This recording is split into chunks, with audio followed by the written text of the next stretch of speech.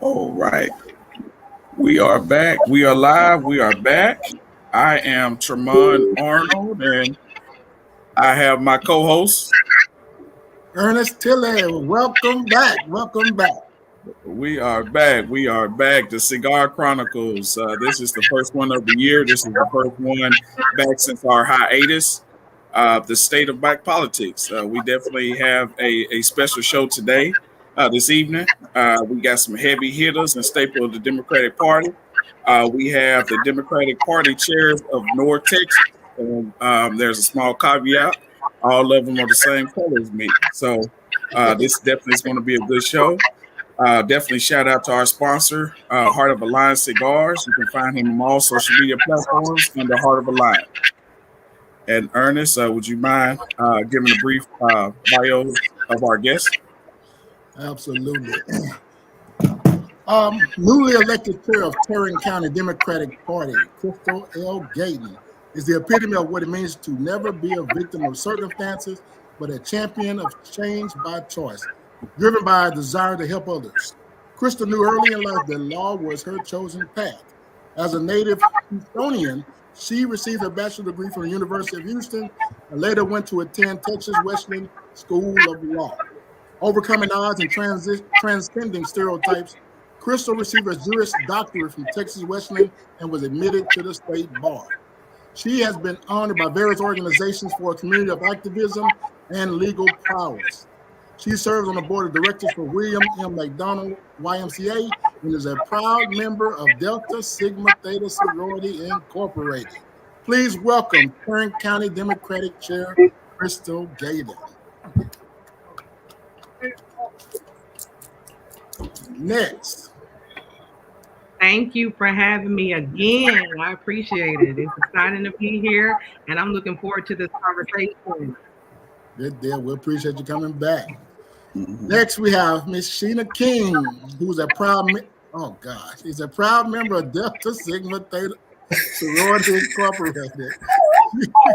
She is a fourth-generation Texan, community activist, business leader, organizational change coach, and most importantly, mom to three amazing kids. Sheena believes in lifelong learning and has her bachelor's degree from UNT and over 10 insurance and financial service designations and degrees. She is an active member of several nonprofit and social action organizations, including the League of Women Voters and NAACP. She loves giving back and is always volunteering in her community. Sheena was the 2022 Democratic nominee for House District 61, and she's currently county chair. Actually, she's the first Black woman county chair for Collin County Democratic Party. Please welcome Collin County Democratic Chair Sheena King. Thank you for having me back. You are welcome. Next of our distinguished guests, excuse me, Miss Delia Parker Mims. Delia is a current chair of the Denton County Democratic Party, the seventh largest county in the state of Texas. Under her leadership, Denton County emerged as a leading county for increasing registration and getting Democratic voters to the polls. Denton County was one of 11 of 254 counties to increase Democratic turnout in 2022 midterm election. Delia is a practicing attorney and has committed her efforts to providing access to justice for all. She is a former managing attorney for Legal Aid of North Texas. Through this entity, she established self-training programs to help increase access to the justice system for persons unable to obtain legal counsel. Delia lives in Lewisville, Texas, with her husband and two college-age children. Please welcome another first Black female of Denton County Democratic Chair, Delia Parker Mims. Thank you, sir. And I'm also the third member of Delta Sigma Theta on this. That's how we do it. That's how we do. Well, thank you.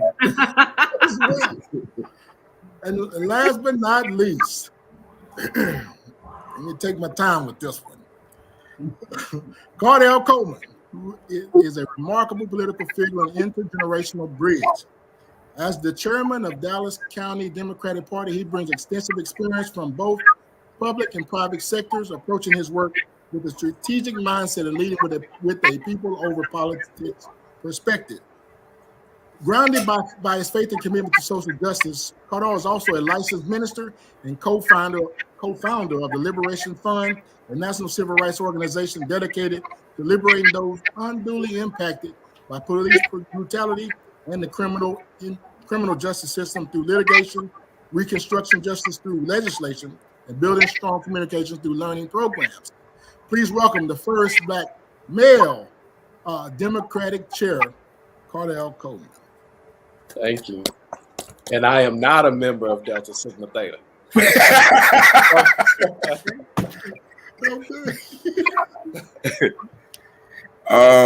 So we're going to just go ahead and jump in, and of course, like I said, there's no platform as far as just with ways that we can answer. Like I say, just jump on in there if that question is tugging you. As a 2024, what inspired you?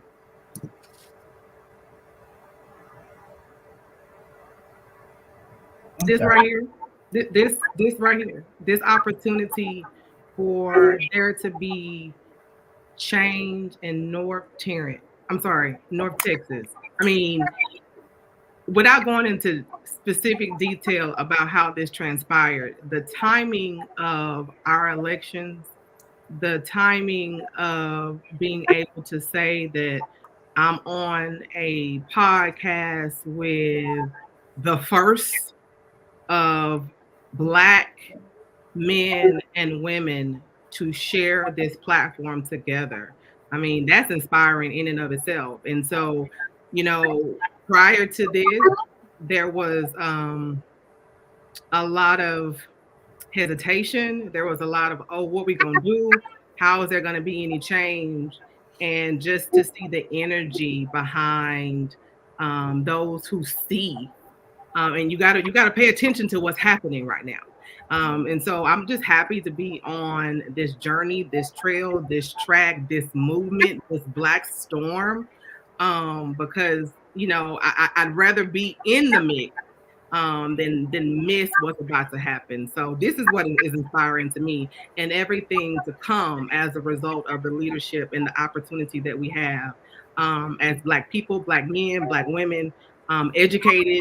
With mindset similar backgrounds, just wanting to see a difference for everybody. And although we're all on the Democratic platform, we don't our goals and visions are not limited to the Democrat, right? Like we want to see change for everybody. And so y'all, enjoy the ride, because we about to take y'all somewhere, seriously. Yes, sir. Anyone else like to comment on that? I think Crystal summed it up perfectly. We're in the top 10 largest counties, the 4 counties. Once we all get aligned and we're marching in the same direction, we turn Texas. So we're just excited about the opportunity. Yeah. Okay. As we all know, we lost an icon in Eddie Bernice Johnson this past week. And my question, and I'll start with you, Cardall. What is the first thing that comes to your mind when you think of her? Legend. Her legacy and her impact will be felt for years to come, generations to come, right? When we look at EBJ and her impact of what that means to North Texas, you got to look at DART transit system, right? You got to look at the major airlines that are here, Southwest and American Airlines. You got to look at the major interstate systems that we have here, right? All the transportation infrastructure, the healthcare systems, UT Southwestern, Parkland, none of that happens without her legacy and her impact. And then when you look at us on this call, right? I mean, not just elected officials, but when we talk about Black people being elected and holding spaces, first Black woman elected in Dallas County, right? So you got to look at that. The first registered nurse to go to Congress. So there's so many first and barrier breakers. I don't think we would be able to be the first if it wasn't for Eddie Bernice Johnson. So a lot of what we do is owed to her. Thank you for that. Ms. Dilly, would you like to comment? Go ahead, Ms. Shannon. I went to SMU in '86. I remember coming here and hearing about her. I think that was during the time when she was the Texas Senate. Then you look at how early it was when she first got elected, and that is really phenomenal because when we get to start talking about race and gender and issues, we'll have some other things to say. But she got elected as a Black woman in a very early time period. So I hope the party pushes towards having an Eddie Bernice Johnson, something like a convention like Kay Bailey Hutchins, because I think I find her as important as Kay Bailey Hutchins. Yeah, I'll just add on to that. So last year, and it wasn't due to me, so I'm not going to take that credit. So I'm going to give credit where it's due. The previous administration here in Collin County felt it was important enough to rename our annual fundraiser, our largest event that we have, to rename it, include Bernice Johnson. She had just retired. Our event was previously named Ann Richards Dinner. And that's wonderful, but to be able to add on another Texas legend, trailblazer, icon, it was just amazing and a beautiful thing. So I am honored. I was honored to be able to actually, go through the process to get her to accept that, to, just feel energized by that, appreciated by that. And I think that's what Joy is mentioning, right? So we need to be able to honor, and we wanted to give her flowers while she was here. And sadly, 28 days didn't happen. So our event is January 27th of this year. But we want to honor her life, her legacy, just the amazing amount of accomplishments that she did, not only for North Texas, but for all of Texas, for the United States. I think Cardall mentioned some of her accomplishments. He and I were there for the past couple of nights where she was being honored for Memorial Service. And you saw 25 members of Congress ascend in Dallas just to recognize this trailblazer. The President of the United States traveled here just to recognize this amazing woman. So she had an impact far beyond right here in North Texas, but certainly in North Texas. We're going to fill that hole, that gap that's been left. But her legend continues, as we talk about on this call, and just generation after generation after generation. So she just means a significant amount. And I think it would not be amiss to say, she wasn't everybody's cup of tea, but you can't do 50 years of public service being everybody's cup of tea. And I think that's the other beautiful thing about being a Black person. We understand, we recognize that, and we still do what we have to do. We get the work done. Well, I think Jasmine Crockett is a great filler, as we've seen. And if you guys don't know already, she is also a member of Delta Sigma Theta. And she's a great person to fill those shoes. And I'm so glad that you guys redid your brochure, because I thought you had Johnson and I was just thinking it was Lyndon. But you did your party, you redid it, and you put Eddie Bernice. I thought, and I think it's really cool because you got Eddie Bernice and you got Ann Richards. They both should be honored. Ann Richards was a great gal herself. Thank you for that. Did you want to add on to that, Miss Crystal? No, I think everybody touched on it perfectly. Okay, thank you so much. And the viewers that's listening on YouTube or Roku TV, I'm hearing a little distortion. Is that me?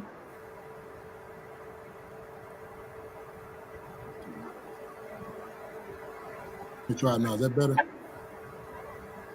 A little bit.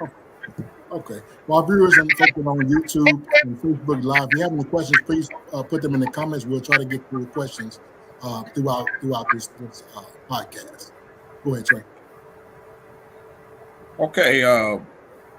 What inspired you to run for county chair?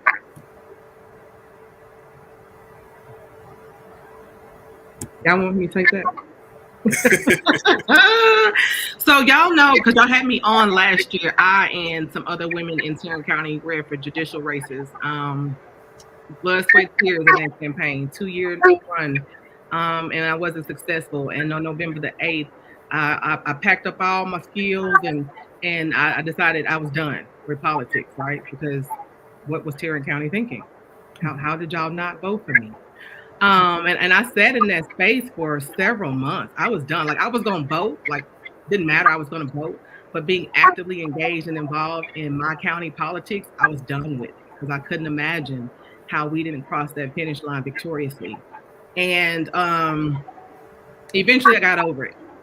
And I thought, that I'm not gonna see any change if I don't continue forth. And the previous chair decided that she was going to step down. And, I threw my hat in the ring for whatever it was worth. And here I am. July 8th, I was elected on the special election. 83% of the vote from our county executive committee. I think that was a true indication that people supported the leadership that I had at least exhibited on the campaign trail. And so, sometimes God works in mysterious ways. I don't know yet why I didn't win my judicial race. I don't necessarily know that I knew exactly what I was doing when I decided to run for chair. But there has got to be, and I think that will be the resonating message throughout the course of our conversation today, there's got to be a change. And we can sit back and we can talk about it every single day. We can get on podcasts and talk about it. We can do all the things about talking about it, or we can just do something about it. And so I think we all have stepped up when we decided to run for chair. And it's unlike any other elected seat. Now, I ain't never been elected anywhere else, but I don't suspect that other elected officials deal with a lot of the things that we deal with as chairmen and chairwomen in this position. And so hopefully we get an opportunity to talk about exactly what we do and what our responsibilities are to our party. Because I honestly don't think that people know that. I don't think people even know that we are elected officials, that we are on a ballot, that people vote for us. And so, part of our platform, I'm sure across the board, is simply educating people on what these roles are, and particularly the role of the county chair. So I did it because it needed to be done. And here I am.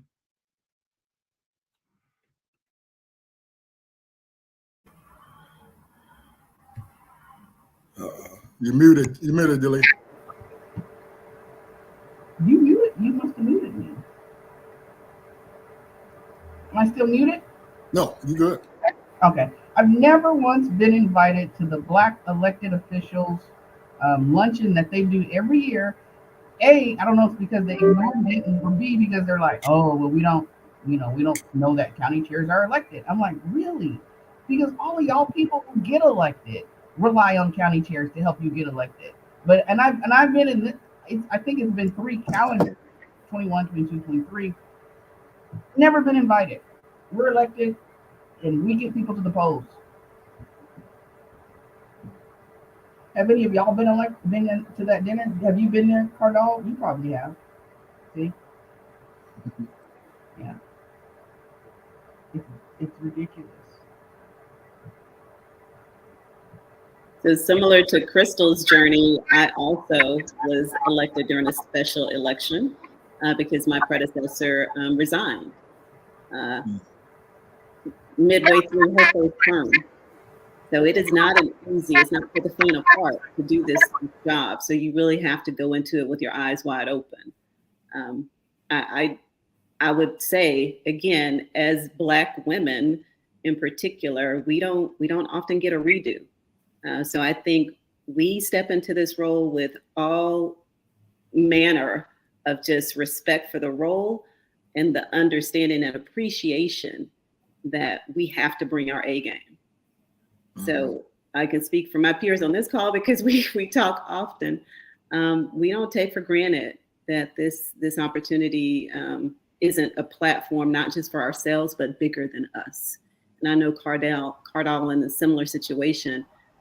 Again, we represent some very large counties in this state, and it's important, but we want to represent our people, our community in such a special way, because this perfect storm may not happen again not anytime soon. So we want to make sure that we leverage every opportunity, every advantage, that we do things in a way, in a manner, because we just move different. And so we want to make sure that we do that in a way that our community can be proud, and that we can somehow help show some other little boy or little girl what's possible. So I think we all stepped into it in a different way, but I think we're trying to make sure that we represent properly. Yeah. I think one elected official asked me, said, "You must be a glutton for punishment to run for party." And some days it feels that way, but other days there's a lot of wins that we get out of this. For me, I saw this as an opportunity to fill some gaps, right? When we look at the base of Democratic voters, knowing that Black people, specifically Black women, and how much they vote, and have been the backbone of the Democratic Party for years, but then also look at the fragments in the base, which is, in my opinion, Black men, right? We see Black men slowly stepping back from the Democratic Party. And so I wanted to make sure that I was a part of that change and adding that voice to the table. But then also, we've had some individuals and leaders here in our community, specifically in Dallas County, who have not always felt represented by the Democratic Party. There's some people who have been left on the outside of the party in the decision-making table. So I ran to make sure that all of those people were included, know that they had a voice, whether that was labor partners, communities of color, undocumented individuals, unhoused individuals, making sure that people who are here in this county all know that they have a home in the Democratic Party. So just want to make sure that everybody had a voice and were included. Thank you so much. Thank y'all for that. Do you think the role of chair should be a paid position? And why do you think that hasn't been the case up until now? Uh-oh. Has something changed? Is it going to be like, hold the phone. As of my understanding, it's still not paid. It's still not paid. There is a small opportunity potentially for a little bit of a refund back after the primary election. It's all convoluted, but it's still unpaid. And I can tell you, and I know my peers on this call will tell you, we put in a lot of hours. I feel like I put in more hours in this unpaid position than in my paid position, many weeks. And so it definitely needs to be paid. I don't know why it's never been paid. I can tell you for the larger counties, we have everything times whatever. The smaller counties still have the same stuff, the same statutory requirements and things, but you magnify it by the volume of people that we have. So it's different. And I think there is a lot to be said about individuals who step up to fulfill this role, especially when it is unpaid, and the amount of thanklessness. That was what I was told after I got elected. No one told me the bad before I got elected. It was only immediately after they confirmed and certified 5 times that I had been elected. It was like, girl, what you thinking, But nevertheless, you know what you're doing when you step into this role, and especially when it's not paid. So to me and this is no slight to any elected official that gets paid, but when you talk about service, when you talk about there not being a 9 to 5, there not being paid time off, holiday time off, we don't get to sit silent and still when there's not an election going on, because there's always something happening with the party year round. And so you're looking at a team full of people who are have a heart to serve. And if the legislature or whoever is responsible for creating a salaried opportunity, I'm gonna be the first person in line to sign on the dotted line, because it needs to be a paid position. But it's not. It is what it is. We know what we're doing. But it's definitely something where you wake up every day knowing that when you put your best foot forward, somebody's gonna say something negative. No matter how good of plan or strategy you may have, there'll be someone on the other side to try to diminish it. But you just keep moving forward because you know what the duty calls. And check or no check, salary or no salary. We do what we do because we enjoy what we do on most days. And we know it's all for the greater good. Oh yeah. Yeah, I'll add to that, man. Organizations of these sizes should be paid, right? When you have leaders who are logging these type of hours, putting these type of miles on their vehicles. These counties are not small, specifically here in Texas. So when you think about things like that, but also managing staff and or managing the operation or being responsible for the fundraising of these organizations, right? Someone made the comment, do you really want the person in charge of your finances or raising the funds to be unpaid, right? So we have to look at what kind of precedents that sets. And then we look at on the other side of the aisle, some of our Republican counterparts are paid. So when we talk about running competitive races and running candidates that are competitive, we got to look at why have we not won statewide in almost 30 years, right? Are we building the infrastructure, putting professionals in place who can have the time, commitment, focus, dedication to be able to run a coordinated and be present? So all those things go into it. So I think I advocate for county chairs, state party chairs to be paid. Thank you, Cordell. All right, I'm a jump into this question because I'm definitely interested for the feedback from this. How do we infiltrate some of these power groups in the Black and brown communities to get them more involved in the political process? Oh, I know Chris. Man, you see the personalities of the group. Chris, like you hit your for a scratch right there, baby. Go ahead. Go ahead. Power group. What group are you? What do you mean? Do you mean churches? Do you mean the Divine Nine? Do you mean the NAACP, Jack and Jill, the Links? What do you mean by power groups? All the above.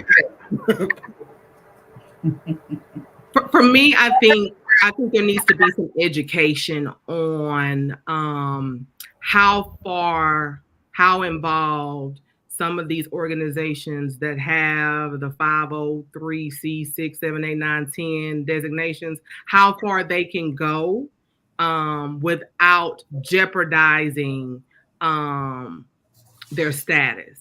And that it's not what we grew up and thought it to be, right? It's still, when I'm a PK, so I grew up in a church.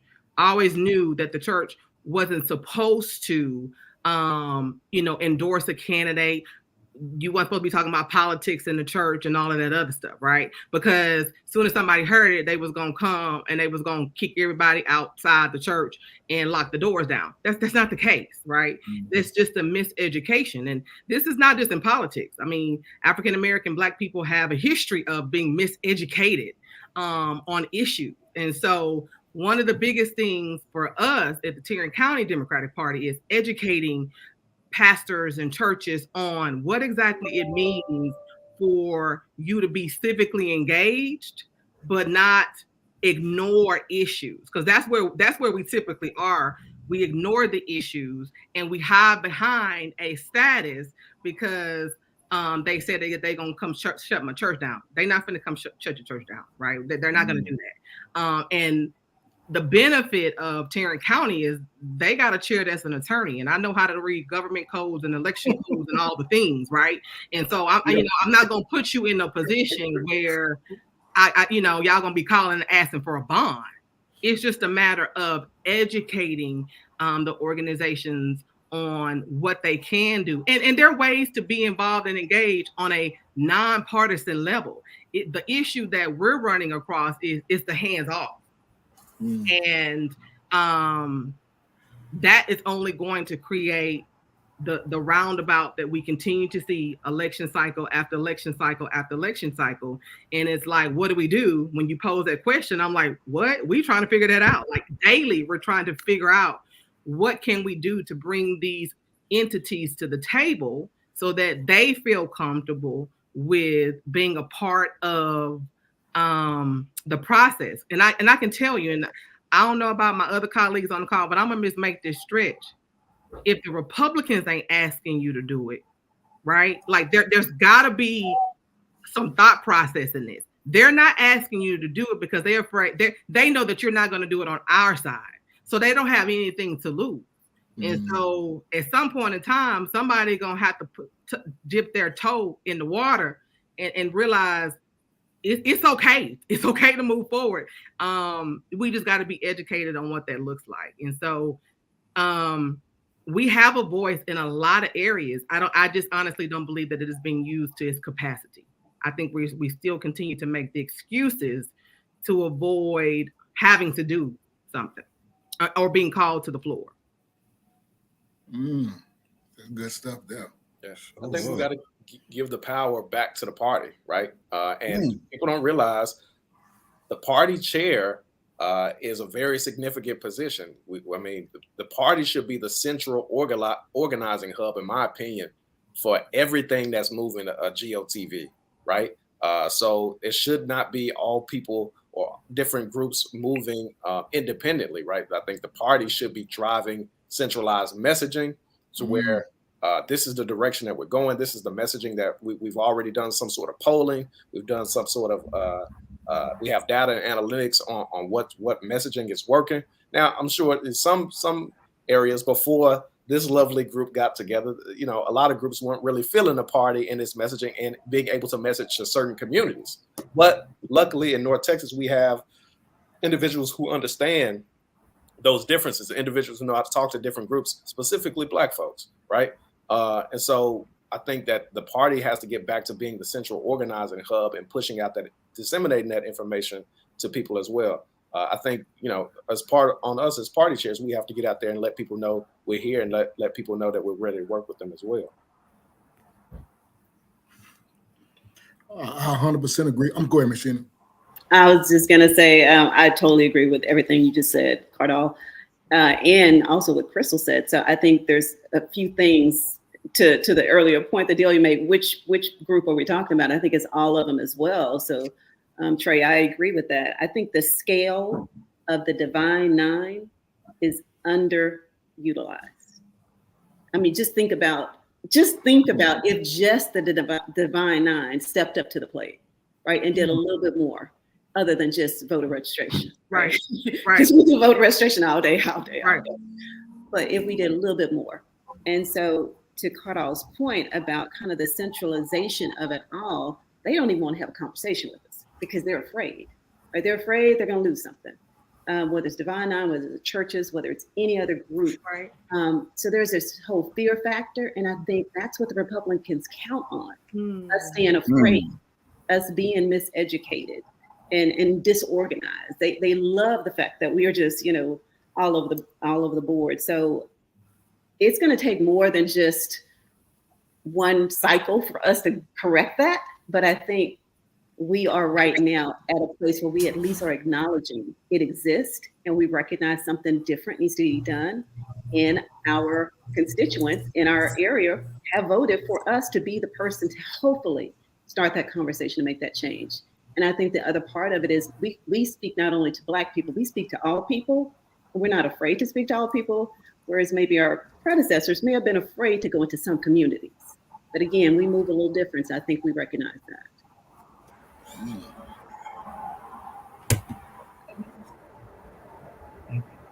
I like what you guys said, the miseducation of the Negro. That is the bottom line in the way they've silenced us. The Black church was catalyst in the civil rights movement. We no longer worry about that anymore because they scared. Somebody told me once that there was some money they sent out to churches and now they're getting that money and now they're afraid to not get that money. Being able to silence the Black church, being able to silence the Divine Nine, being able to silence all of the groups that Black people have, because we've managed to survive and thrive, even though the odds have always been against us and coming at us. So yeah, you have to go and silence them. So I love what Crystal was doing in Tarrant County, going around and talking to them about how you can be involved, because the people on the other side, okay, not the Black ones, but the white ones, don't care. Abbott had a phone call with pastors one weekend to try to sell vouchers. All these people are going into churches, but when we try to do that, even me running locally, all y'all are running locally, we try to go in the church. Oh, they scared. They scared. It's not going to be popular, but I'm going to tell you right now, we're losing democracy. We don't have time to be playing these games and being scared. So probably what we need to do as the perfect black storm is go out and educate. So I'm a lawyer too, but I'm not up on that. So I'm going to take my cues from Crystal. But we need to educate the people and say, no, guess what? You can do it, because if they stop being scared, this is one of my biggest frustrations. I'm not even going to rant because I go on all night about being shut down by those groups because they scared, and so we've got to educate them. If we do anything, we have to, even if it's put up a pamphlet and put it on our website or however we go, we have to educate people because the white folks are doing it, the black folks are not, and that is where the catalyst of our power comes from our community. You don't have to be a believer in that. I'm not selling being a believer, but that is the catalyst of our community.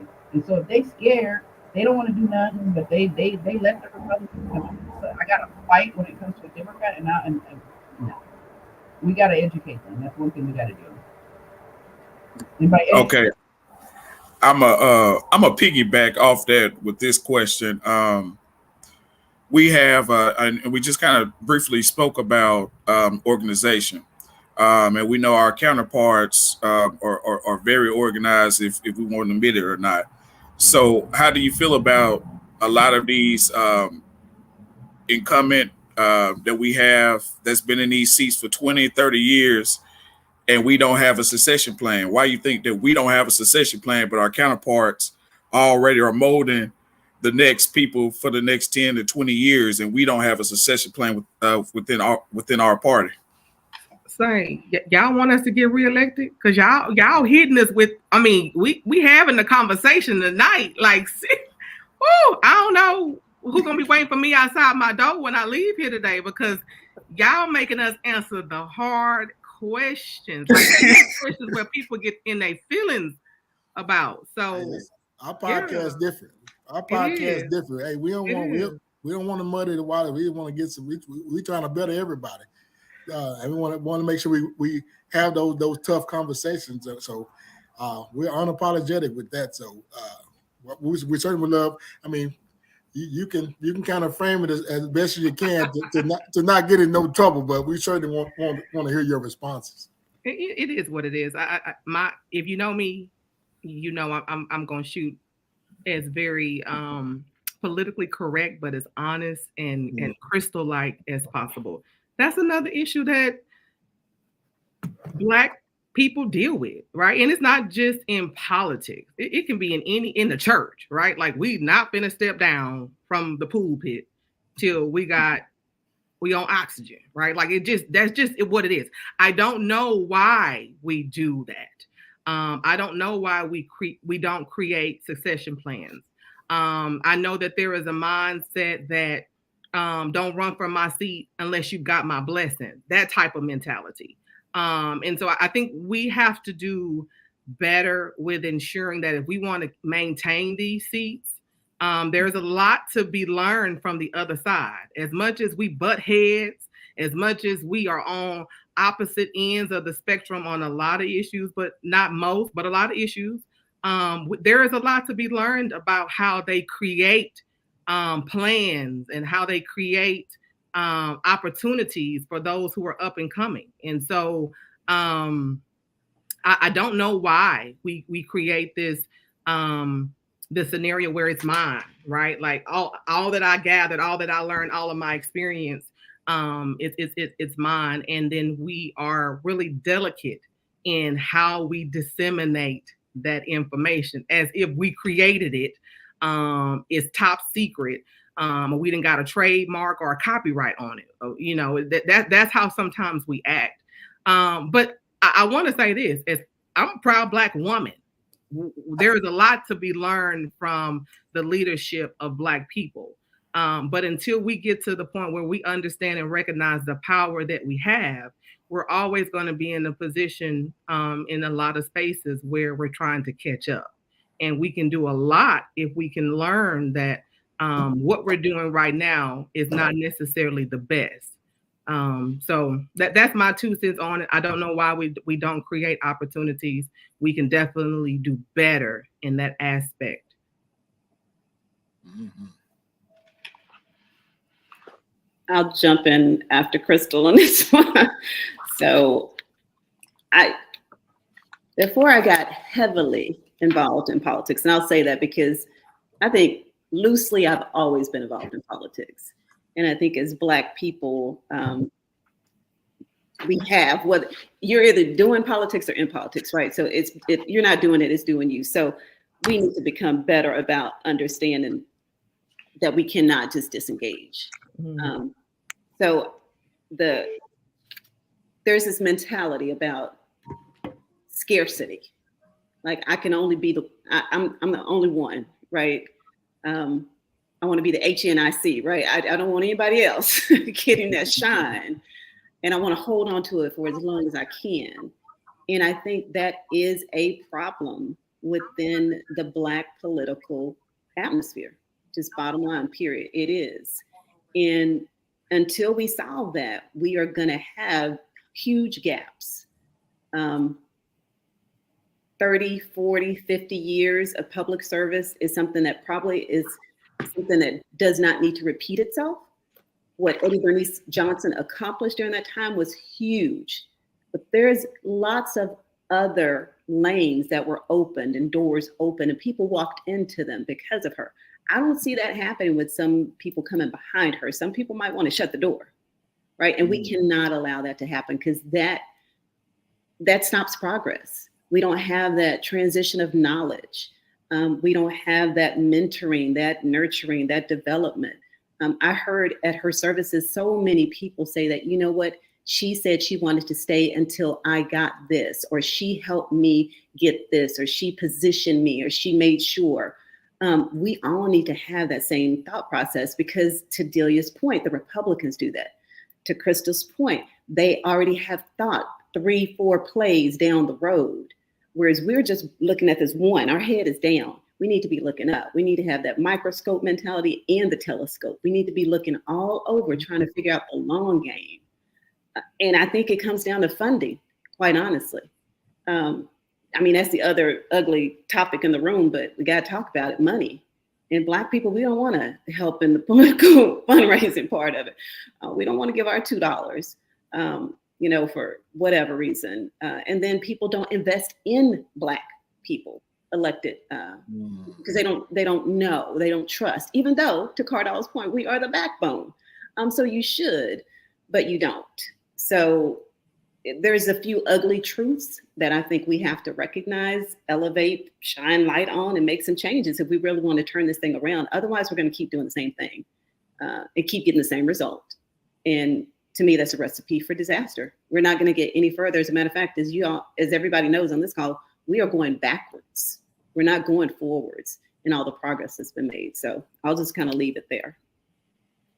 Yeah, this is a tough topic, not because got to be PC, just because this is just one of those living room kind of kitchen cabinet conversations, kitchen table conversations.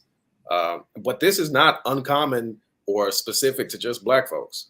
When you look at the Republican Party, especially some of those people who have been in Congress, some of these members who have been in the Texas House for years, and they keep getting elected. So I think this is a conversation about term limits, right? And whether you believe in term limits or if you don't believe in term limits, that conversation is going on.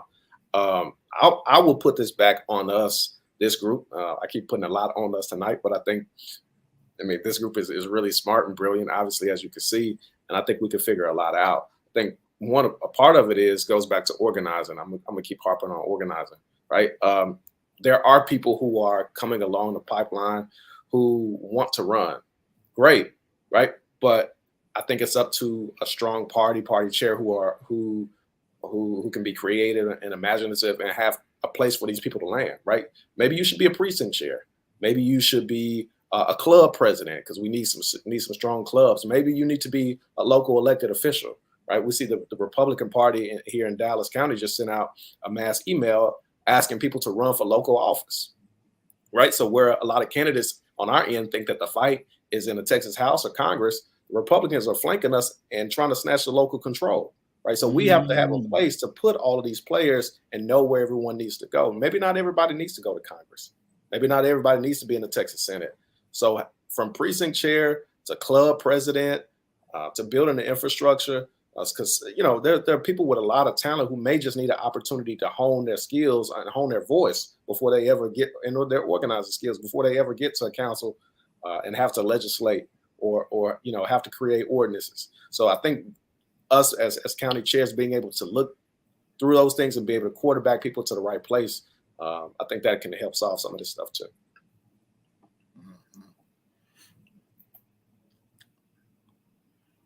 I think Dave, you muted, Dylan. Okay. How do I am I muting my own self? I am? Okay. I'll try to do better. First, let me say that I am the HNIC. So I don't know what y'all call yourself.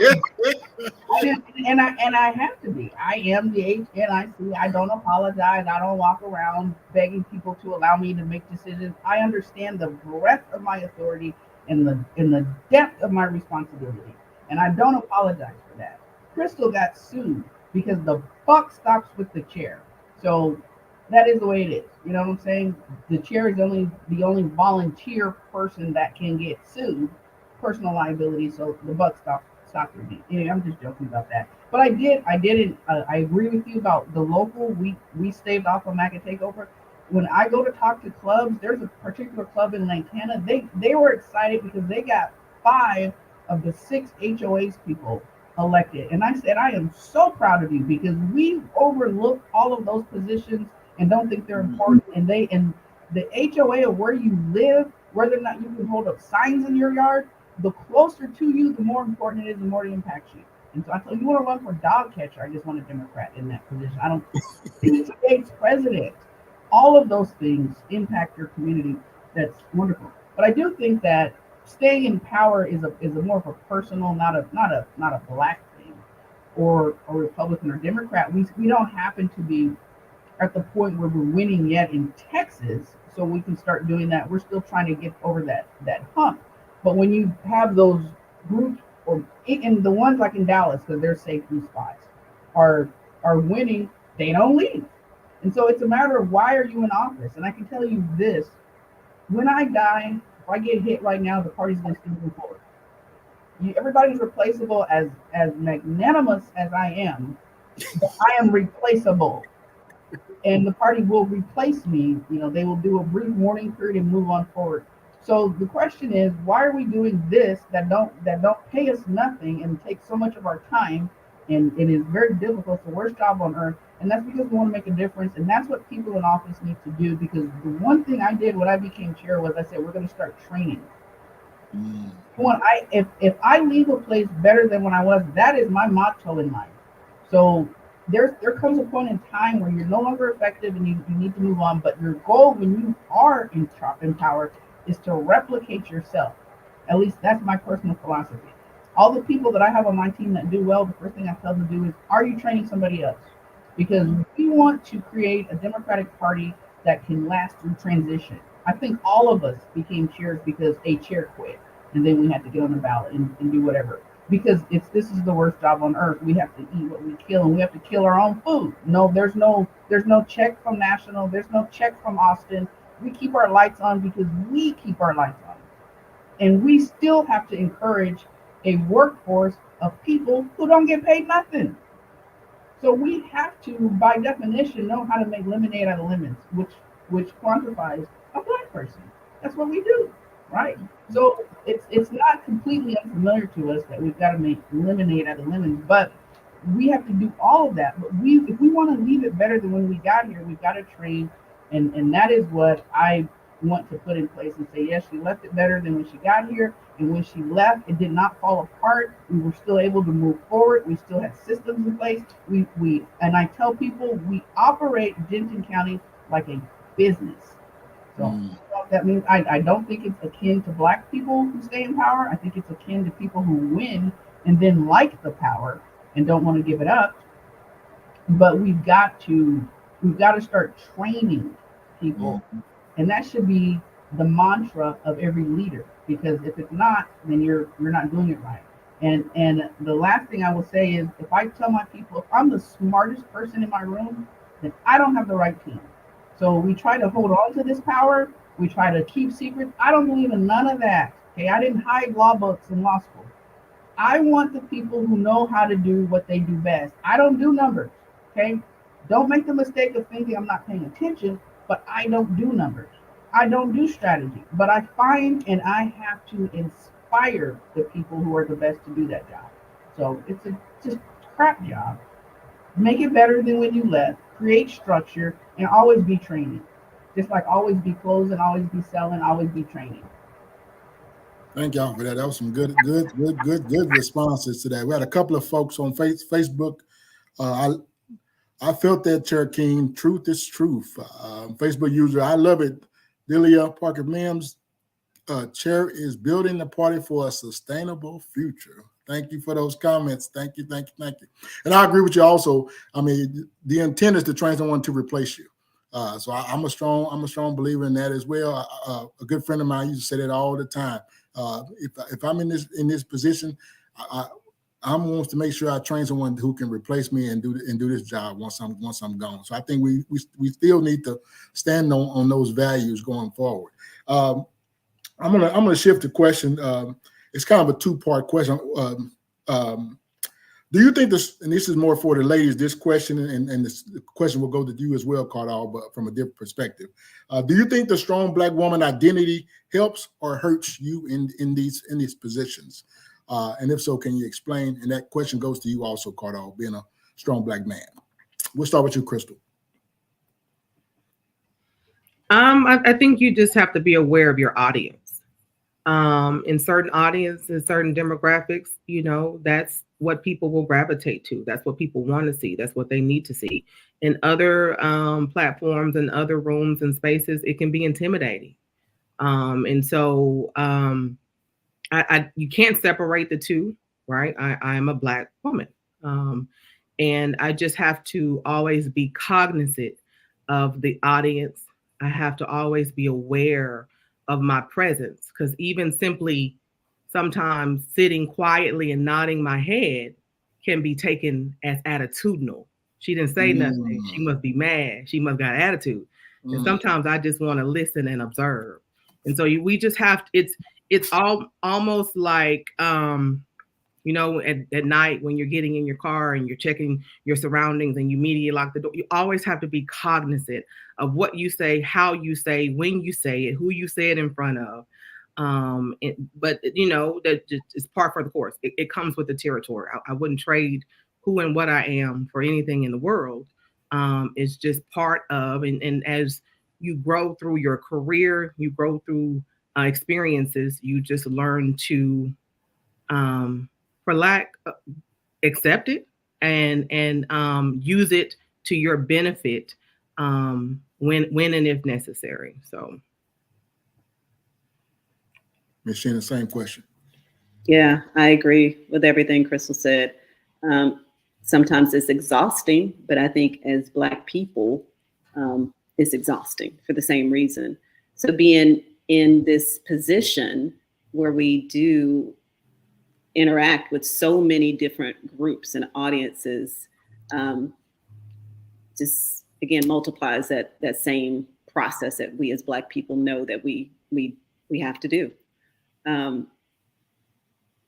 So I think the question was, does it make it harder for what we do? I don't know that makes it harder. I think sometimes it's more advantageous, actually. I think it depends. It really just depends. So I don't know that I can add any more to what Crystal has said already, other than the exhaustion factor is real because of that. Mm-hmm. And I have to realize, even today, somebody reminded me, I don't have to carry all that weight on my shoulders, that I can, give it to somebody else. But as a Black woman, sometimes, we're used to that. And that's just what we do. So, I need to delegate and give other people the same opportunity. But I do that with caution. because at the end of the day, back to the HNIC, it falls on me. I'm responsible. So I take that responsibility serious. So there's a lot with that. But again, great question. You guys are coming with the questions today. Okay, Ms. Mills, did you want to add anything to that?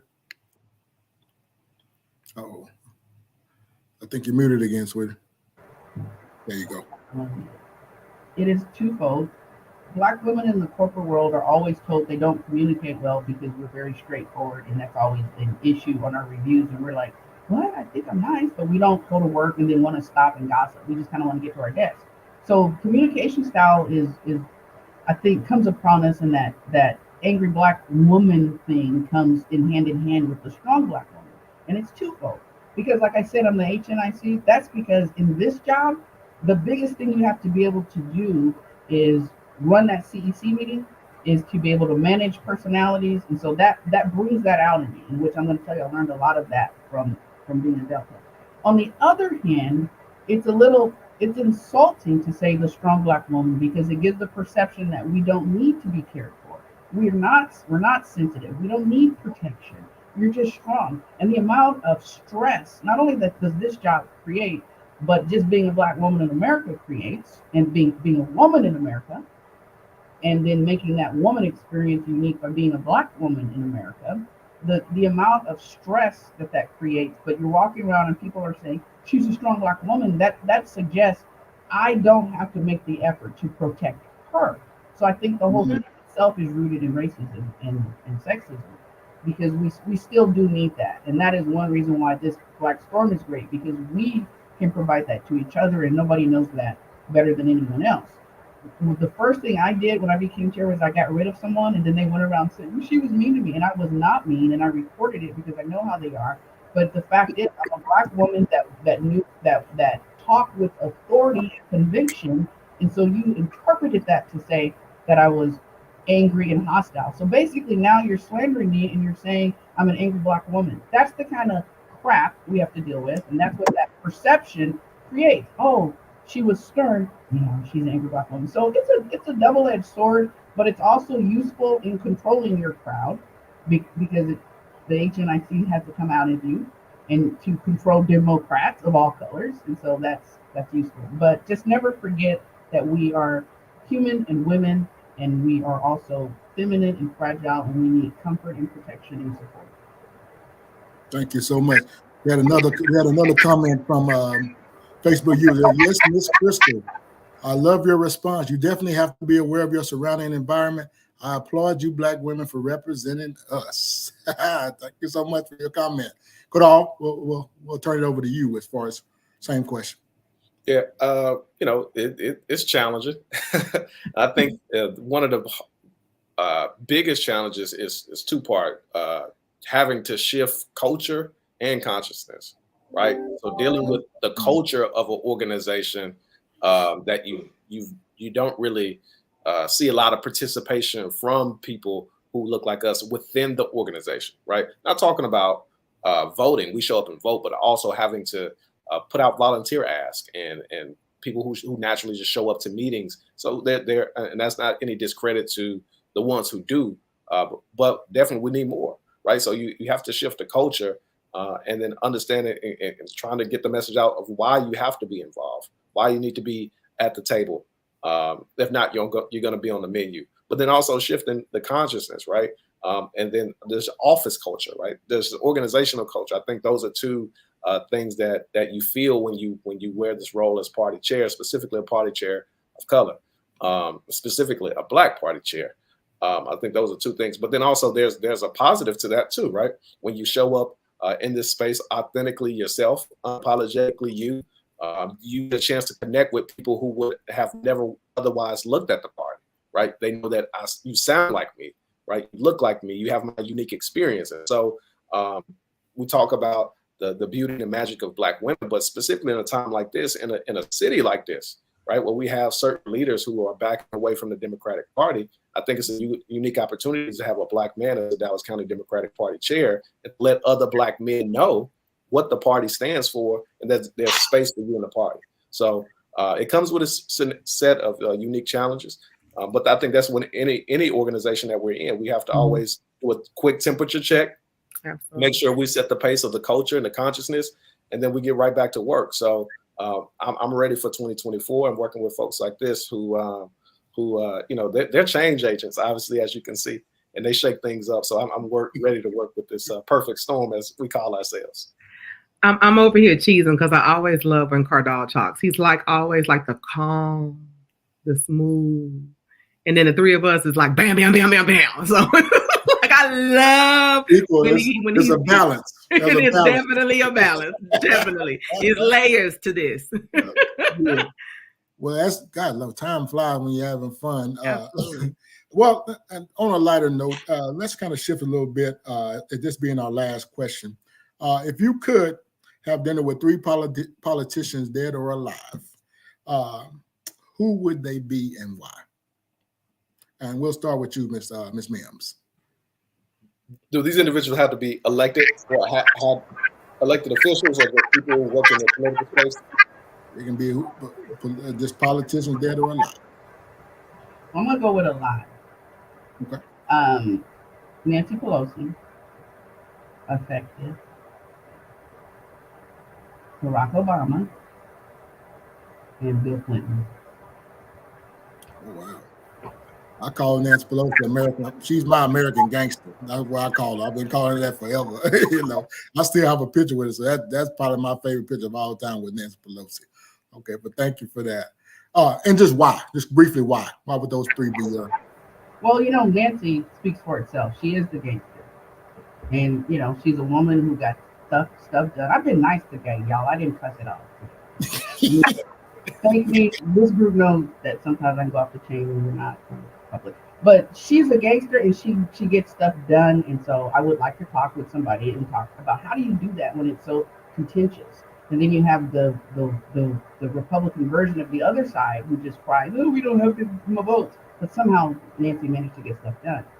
Barack Obama, of course, because he did the impossible, and from the generation that never thought a black man would be president.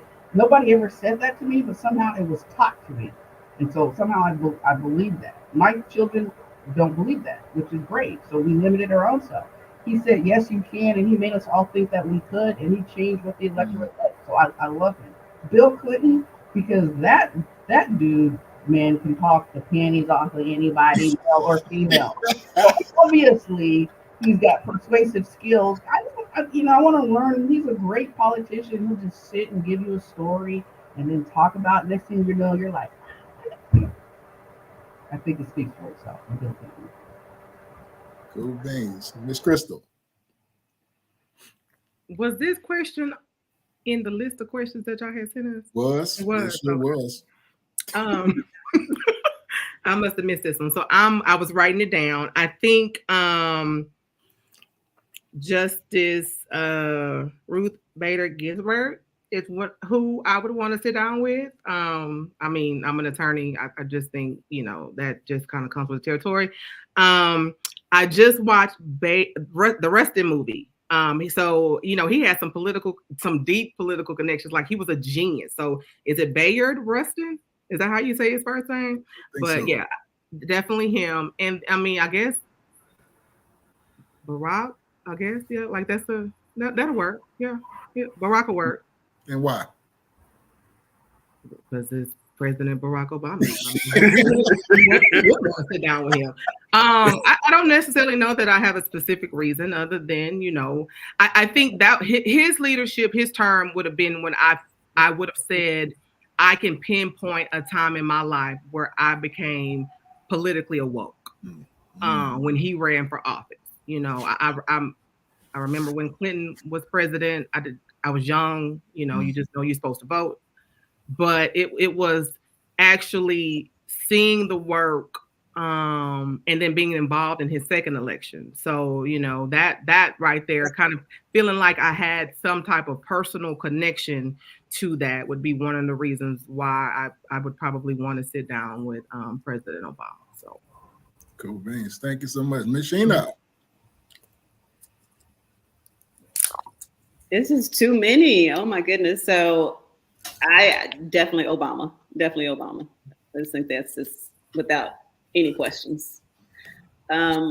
He is just that man. I mean, come on, the swag alone. I just need to know, how do you do that? How do you just, command all of that? Shirley Chisholm is on my list. Many reasons, many reasons. But I just think she was ahead of her time. And she just did so much. And still to this day, right, she is still just that influential person to so many girls. And then RBG. So she's the other gangster. So her and Nancy, both to me. But again, just breaking barriers, breaker of chains, just, helping us see beyond just what we thought was possible to what actually can happen. And doing it with grace and, just all of that. Because you don't have to be, I think it was mentioned in EBJ's service, you don't have to be the loudest person to still be able to get stuff done. But, just that influence, that's what I'm looking for. Thank you so much. And Mr. Coleman. I had a few of those names on my list. So I'm gonna go with some different ones. I definitely had Obama, Rustin, Pelosi. They are just beasts in organizing, and Nancy Pelosi can whip some votes. So, yes, she gets people in line. I would go a little old school on mine. Probably Congressman Adam Clayton Powell out of Harlem, who was just a beast of a person. He was a Baptist gangster. Some call him that. But he was a Baptist pastor, but also a member of Congress who was really pushing JFK and all of that early legislation in the 60s. And he had Harlem on lock as far as being able to move in lockstep. And then two, one who's a elected official and one is not, LBJ and MLK, right? Just staying in the land of the 60s between Adam Clayton Powell, MLK, LBJ, and how they were all able to have enough social pressure on the ground, organizing people on the ground with the legislation, and then putting enough pressure on a sitting president to be able to move legislation in the 1960s for everybody, right? And I applaud LBJ for being just a huge Texan, but having the courage. Just because you're a president doesn't mean you have the moral courage to do what's right by people. And so I think they put enough pressure on him, and he saw the right thing to do ultimately. So just to see how all of that went down, how the sausage was really made behind the scenes, I think we're at another turning point in time just like that. And so to see how they got it done might give us a little insight of what we should be doing right now, specifically here in Texas. Oh, that's good. Well, let me just say my favorite. Well, right now would be Senator Warnock, and I had to look it up. I couldn't remember exactly. And the biggest quote that he said that kind of just took me, man, it kind of blew me away, is what he said about his mother. He said, because this is America, the 82-year-old hands that used to pick somebody else's cotton went to the polls and picked her youngest son to be United States Senator. And when I saw and heard that, man, it gave me goosebumps, man. So that's somebody I would definitely want to sit down and have dinner with. So on behalf of Cigar Chronicle, let me first say, because I know your jobs are thankless.